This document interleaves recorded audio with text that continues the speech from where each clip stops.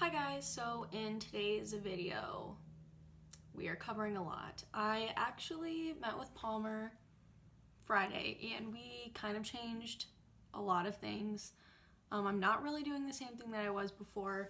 So this video I'm just going to be explaining things to you, but I hope that you've had a good weekend, that you've been watching the Bonnies. It's painful to me to not be watching the game right now. So that's why I'm going to film this video real quick.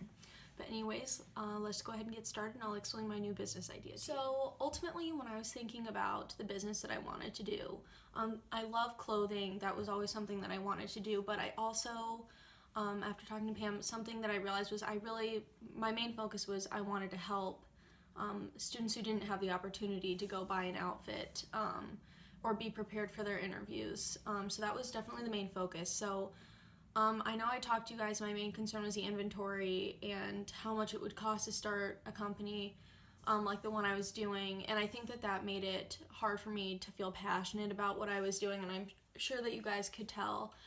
So I sat down with Palmer and we figured out an entirely new plan. So there's 3 separate phases. So in phase 1, it's just going to be social media brand building.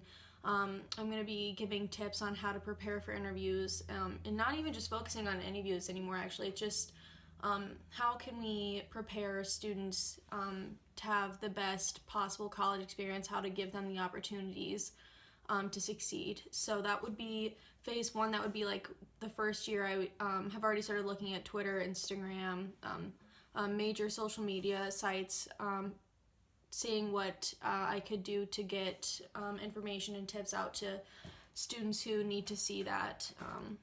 Anyway, so that'd be like a minimal startup.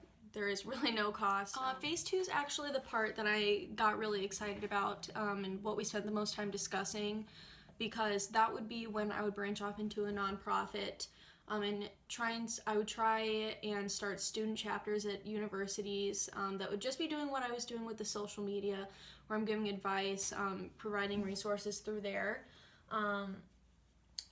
Basically, what we were discussing was actually partnering with a major retailer like JCPenney or Macy's, who's struggling to currently reach a younger market, and they're honestly trying to look for more traffic to their website. So we were thinking, how can we do that?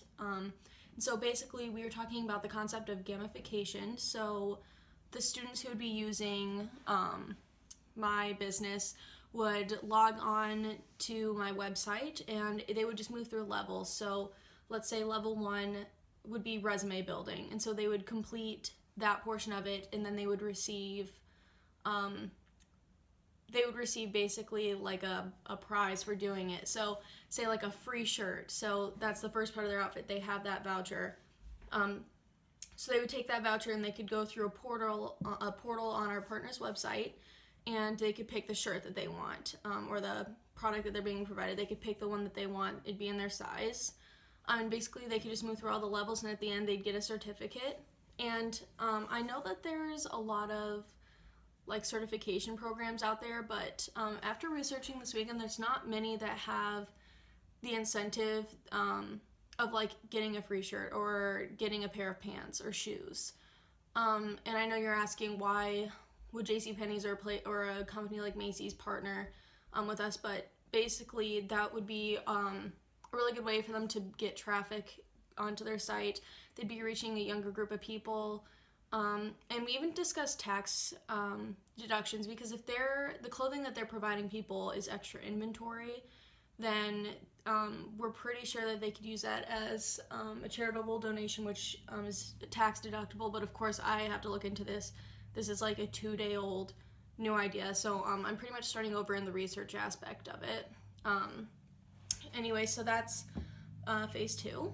Something that I just forgot to mention in phase 2, I would still want to partner with career centers, so they would pay like a yearly subscription for the students to use our certification program. I'm not sure what the cost of that would be. I definitely have to sit down probably with Kaspersky and figure that out, but that would be a source of revenue that we're looking at.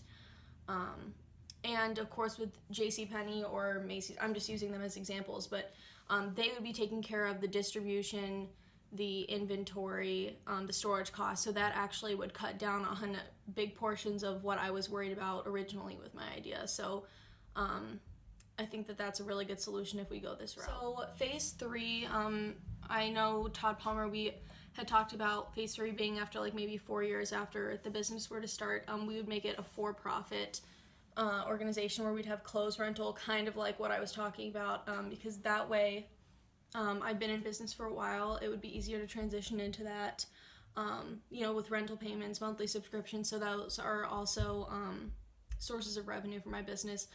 I definitely haven't really thought about that part of it that much because it's phase 3. I really want to take the time to look into phase 1 and phase 2. I think phase 2 kind of requires the most thought right now because there's so much that I have to look into. But hopefully you guys understand what I'm wanting to do now. I'll definitely post on Trello snapshots of my process mapping. We had been doing that last week, and that kind of is what helped me a lot because then I could see what I was doing with my business and I could see what I needed to change. So we have 3 weeks until the pitch competition. I feel a lot better about what I'm doing. I think before I was so stressed about it that I just didn't want to think about it because I don't like failing.